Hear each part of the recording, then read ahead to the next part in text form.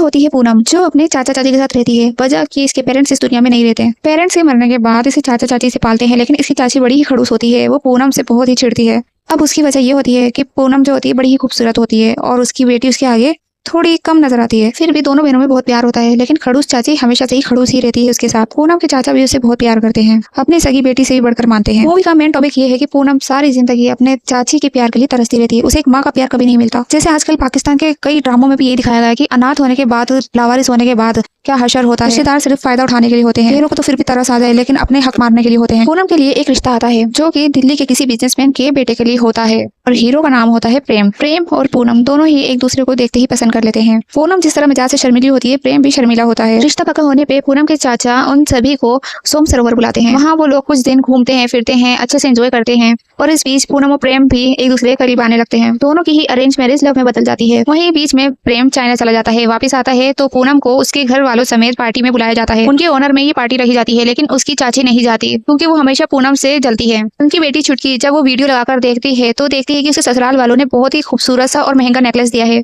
वो इस बात से भी चिढ़ती है कि इतने महंगे घराने में शादी की जा रही है तो दहेज भी खूब सारा देना पड़ेगा। पूनम के माता पिता ने मरने से पहले कुछ जेवर गिरवी रखवाए थे और पूनम के चाचा ने ही वो जेवर छुड़वा लिए थे। घरेलू फसादी चाची इस बात पे भी लड़ती है कि छुड़वाने के बाद वो जेवर उनके हुए।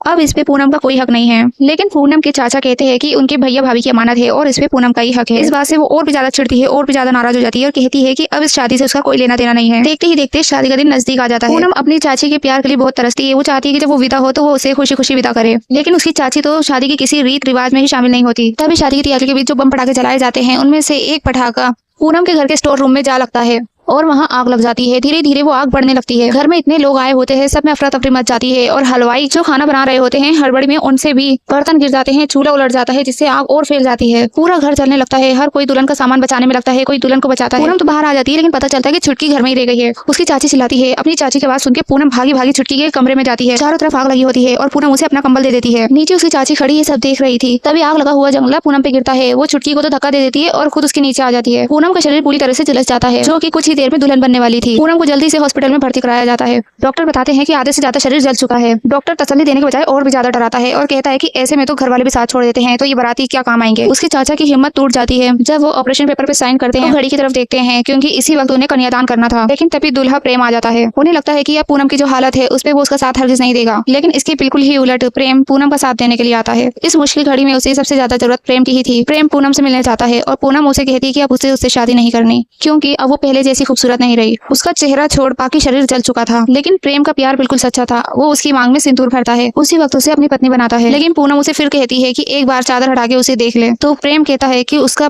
प्यार किसी परीक्षा का मोहताज नहीं है। पूनम और प्रेम की शादी उसी वक्त होती है जिस वक्त होनी थी। हॉस्पिटल में ही शादी होती है और नई दुल्हन का ऑपरेशन शुरू होता है और प्रेम ऑपरेशन पेपर्स पे पूनम का पति बनके साइन करता है। कुछ ही दिनों में पूनम रिकवर होने लगती है। वहीं उसकी खड़ूस चाची खुद से ही नजरें नहीं मिला पाती। जिस पूनम की खूबसूरती से वो जलती थी, चिढ़ती थी, उसी ने अपनी खूबसूरती त्याग दी उसकी बेटी की जान बचाने में। इसी वजह से उसकी चाची बड़ी ही शर्मिंदा होती है। ठीक होने के बाद पूनम प्रेम की फिर से शादी कराई जाती है। प्रेम बारात लेके आता है और जैसा पूनम चाहती थी उसकी चाची उसे मां बनके विदा करती है। पूनम और प्रेम का प्रेम अग्नि परीक्षा से गुजर के ही शादी तक पहुंचा था। वैसे तो बहुत ही कम ऐसी मूवीज बनती है, लेकिन इसमें अमृता राव के काम की बहुत तारीफ की गई थी। कई थिएटर्स में ये 25 हफ्तों तक टिकी रही, जो आज के दौर में बहुत ही मुश्किल है किसी भी मूवी के लिए। बहुत कम मूवीज ऐसी बनती है जो हफ्तों की सिल्वर जुबली बना ले। अमृता राव को आज भी इसी मूवी के लिए याद किया जाता है।